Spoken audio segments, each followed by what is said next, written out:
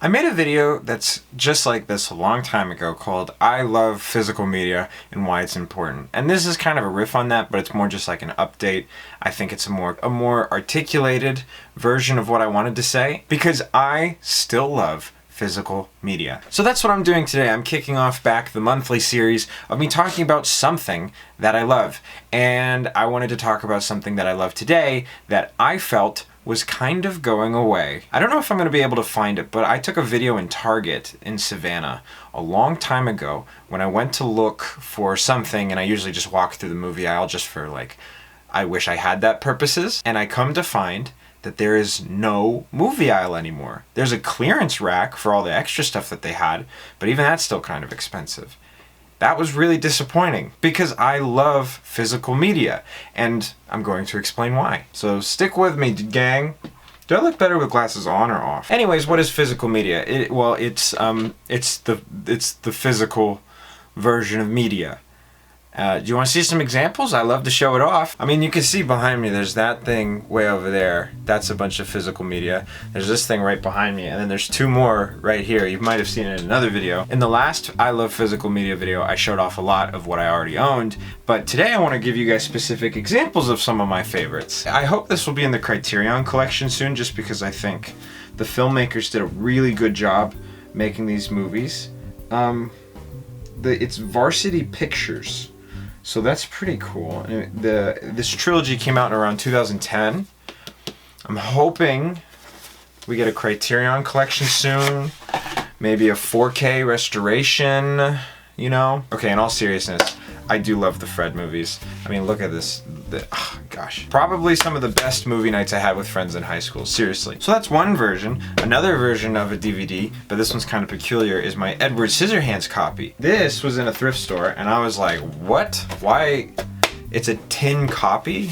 That's kind of odd. And yeah, if you just open it up, it's just the DVD. There's nothing like peculiar about it. It's great. I love it.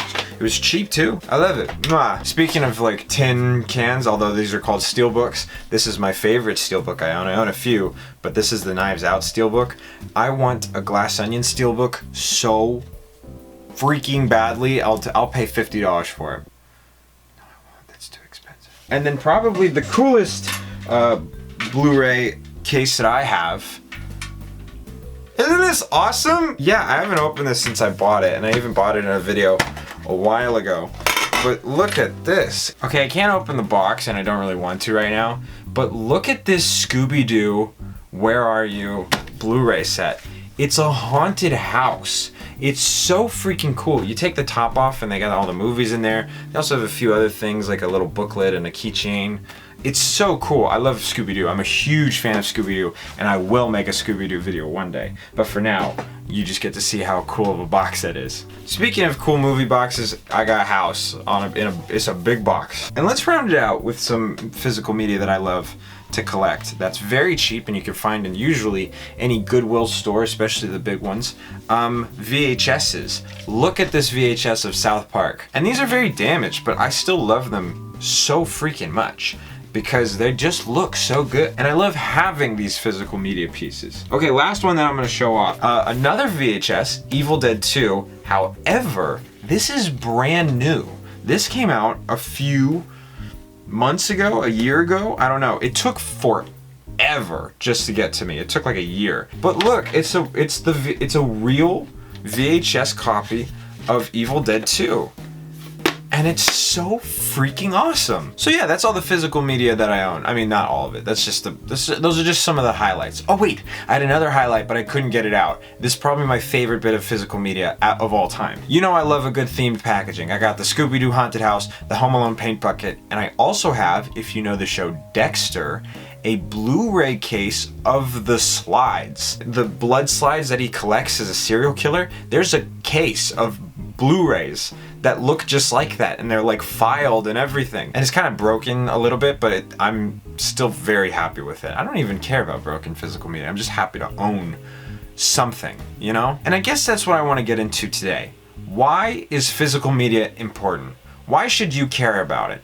I've got two reasons, two big reasons. Number one, it supported movies. Back in the day, they would release the movie in theaters, the producers, the studio, whatever, and they'd get a bunch of money from that, and then they would release it on home video, VHSs, DVDs, Blu-rays, 4Ks, whatever, and the studio would get a second big draw of money from that as well. Now, I know what you're thinking. Oh, great, the big producers are getting more and more money. Well, it's kind of how we get a lot of great movies back in the day. The only reason we got more Clerks movies was because people bought the DVDs. There's a lot of peculiar examples of how movies became popular due to maybe a DVD release, maybe it was just on TV a bunch, stuff like that. But that's what's so great about movies back in the day, is how infinite the possibilities were, and it was dictated by you, the viewer. It's whatever you wanted to see. But now, and I hate to sound like a broken film bro record, streaming has sort of killed that idea. Now movies have to spend more and more and more and more money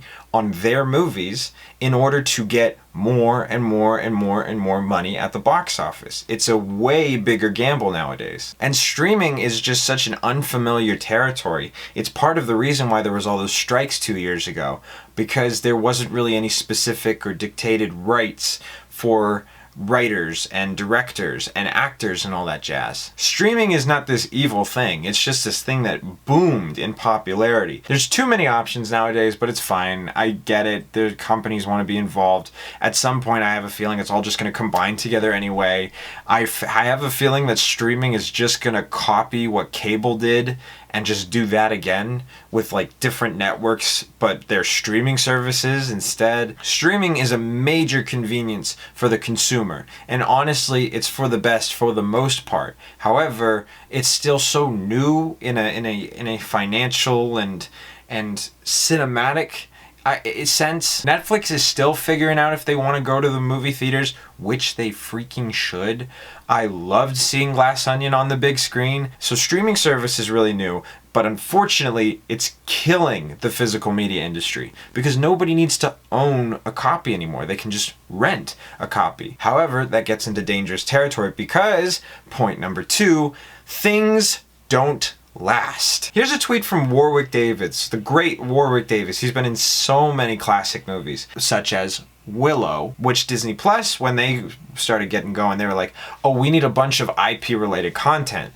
Because unfortunately, that's how it's considered anymore. It's not movies, it's not TV, it's content. And so one of the things they decided to reboot was to make a Willow series, which is cool for the Willow fans. I've never seen Willow. I'm not super into the fantasy genre, but I'll watch a great movie, you know? Too bad it's gone. It's just wiped out. There's a huge list of movies and TV shows that are just gone from the record books.